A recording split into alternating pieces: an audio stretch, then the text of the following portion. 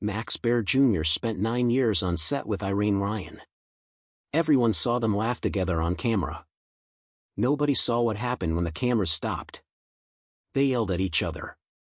They clashed over lines, timing, and scenes. Guest stars got nervous around her. Crew members rolled their eyes. For decades, Max stayed quiet about the woman who played Granny. Now at 88, he's the last one left from that cast. And he finally decided to tell the truth about Irene Ryan. What she taught him, what she hid from everyone, and what really killed her in the end. Max Baer Jr. came into the world on December 4, 1937 in Oakland, California. And from the start, music, his last name carried weight. His father was Max Baer Sr., the heavyweight champion who had already turned into a national story before his son could even speak. Just 3 years earlier, on June 14, 1934, Max Sr. fought the giant Italian champion Primo Carrera at Madison Square Garden in Long Island City, New York. And the fight was chaos, music, in the best and worst way. Carrera hit the canvas again and again. A shocking 11 knockdowns, and by 216 of the 11th round the referee stopped it to protect him. That win made Max Sr. the heavyweight champion of the world, and even though he lost the title 364 days later to James J. Braddock on June 13, 1935, the legend had already stuck. He finished with 71 wins and 13 losses. And 53 of those wins were knockouts. The kind of number that makes people sit up straight when they hear it.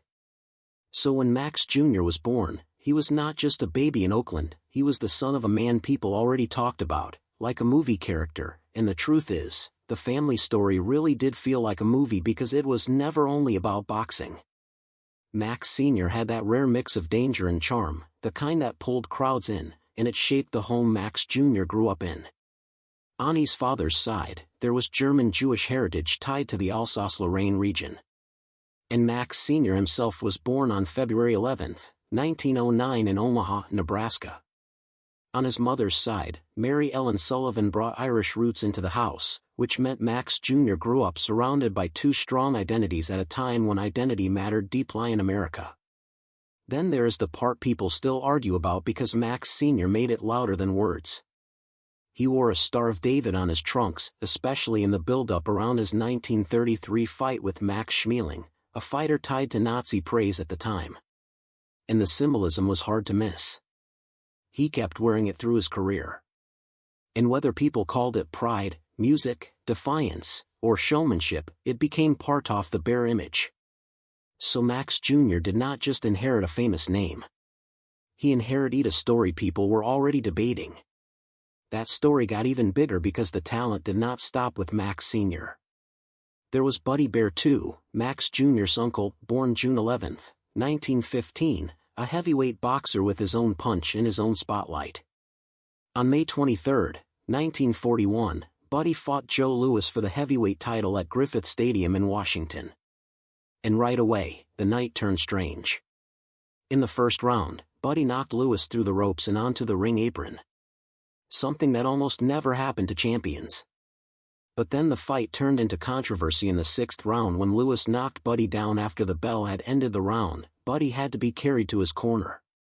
Tempers flared, and when his manager refused to leave the ring in protest, the referee disqualified Buddy and the title was gone just like that. Years later, in 2003, Buddy was named among the Ring magazine's 100 Greatest Punchers. And after boxing, he moved into acting, appearing in 17 films and plenty of television in the 1950s and 1960s. So, Max Jr. grew up with boxing in one room and Hollywood in the next. And both worlds were close enough to touch. With all of that around him, Max Jr. had to learn early how to be his own person because the shadow was not small. His father had even crossed into film, which only made the name harder to escape. In 1933, Max Sr. landed the lead role in The Prize Fighter and The Lady, acting alongside Maui. And even more oddly, alongside Primo Carrera, the same man who would later fight for the real heavyweight title. MGM pushed him hard, treating him like a new kind of star, the athlete who could also play a romantic lead. And that kind of attention follows a family for years. Then tragedy hit. On November 21 St. 1959, Max Sr. died of a massive heart attack in a Hollywood hotel at only 50 years old, right when he was scheduled to film TV commercials. Even his final moment carried his old humor. Because when the hotel operator asked if he needed the house doctor, he joked that they needed a people doctor. Max Jr. was just 21 then, old enough to understand what was lost and young enough to, music, feel like the ground had been pulled out from under him.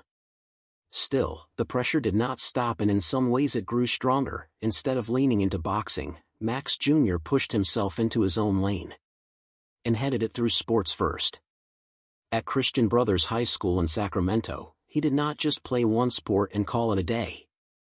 He earned letters in 4 different sports, which takes more than talent because it takes stamina, discipline, and a refusal to quit when the calendar gets crowded. He lived in Sacramento's Land Park neighborhood, and that steady environment helped him become more than a famous kid with a famous father. While people might have expected him to chase boxing gloves, he chased music, a wider kind of competition, and it showed. Then golf became the surprising proof that he was serious. He won the junior title at Sacramento Open twice, which is not something a casual player pulls off, and it kept building until the moment that made people do a double take. In 1968, when he was 30 and already known to the public, he played in the Andy Williams San Diego Open Pro with Charlie Sifford. Sifford was a barrier breaker, one of the first black golfers on the PGA Tour, and the partnership mattered beyond the scorecard, but the scorecard still did its job. Together, they won the Pro portion of the tournament. And that win made one thing clear. Max Jr. was not just showing up for a photo. He could actually play. Before Hollywood fully grabbed him, he also chose a road that had nothing to do with cameras at all. And that choice says a lot about him. He served in the U.S. Air Force as a medical technician at Gunter, Music, Air Force Base in Alabama. That meant real training, real responsibility, and real consequences far away from California glamour. It also gave him structure, and it gave him a kind of grounding that acting schools cannot give because it comes from dealing with real people who need help. After that, he went to Santa Clara University and earned a bachelor's degree in business administration with a minor in philosophy in 1959, the same year his father died. Business and music, philosophy together make an interesting mix because one teaches you how money and systems work while the other teaches you how to think and question and dig deeper. It is almost funny in a painful way that a man with that background would later be known for playing someone the world called simple. Even his earliest taste of acting carried a strange twist because it did not start in Hollywood. At 11 years old in 1949, he appeared in a production of Goldilocks and the Three Bears at the Blackpool Pavilion in England. That is not a random school stage. That is aerial entertainment venue in a town known for shows and crowds. And it meant hell earned early what it feels like when an audience is truly watching. He appeared on Surfside 6 as Music, Joe Wilk, and even as a party guest. And he showed up on Hawaiian I as Ali and Bill Gorham. He also landed roles on Bronco and Sugarfoot in 1961. It was a lot, and it was not glamorous, but it was the kind of training, music, that builds timing, focus, and toughness because you are always switching sets, switching directors, switching expectations, and you still have to look like you belong. Of course, his body and his name shaped how people saw him the moment he walked into a room. He stood 6 feet 4 inches. He had the kind of face cameras liked. And his resemblance to James Garner was part of what opened the first door. But his last name was the louder thing because everyone knew who Max Baer Sr. was, and that meant Max Jr. was always being judged twice. Some casting people saw opportunity and some saw a celebrity kid they did not want to, music, take seriously. The irony is that his father had acted too, appearing in about 20 movies. So Max Jr. was not really an outsider.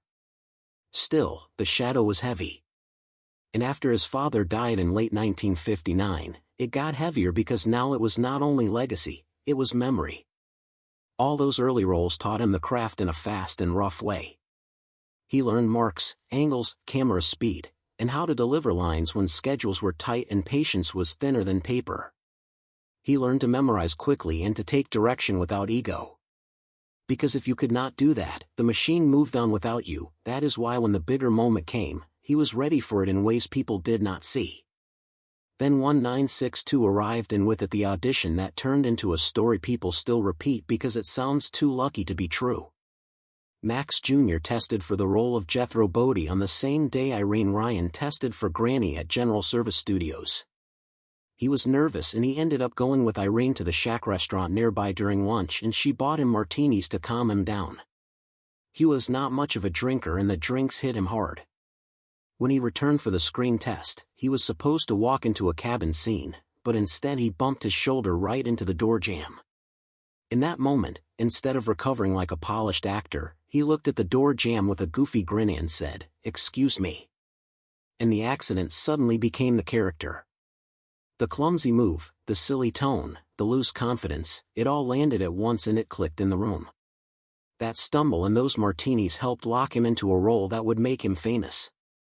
But fame has its own trap, and it did not take long for the trap to tighten. The Beverly Hillbillies ran for 9 seasons and ended in 1971, and when it ended, Max Jr. found himself stuck. He had education. He had discipline. And he had proven he could work. But casting people kept seeing only Jethro. The worst part is that TYP casting can feel like being invisible while everyone thinks they know you. In interviews years later, he admitted that for a long time he could not even watch the show and did not want to talk about it because he could not walk into a producer's office and ask to play a neurosurgeon or a pilot when the world expected him to be the same goofy guy forever. So he did what a stubborn person does when the front door closes: he built a new door. He wrote, produced, directed, and starred in a crime drama called Mon County Line in 1974. And he did it with an initial investment of about $225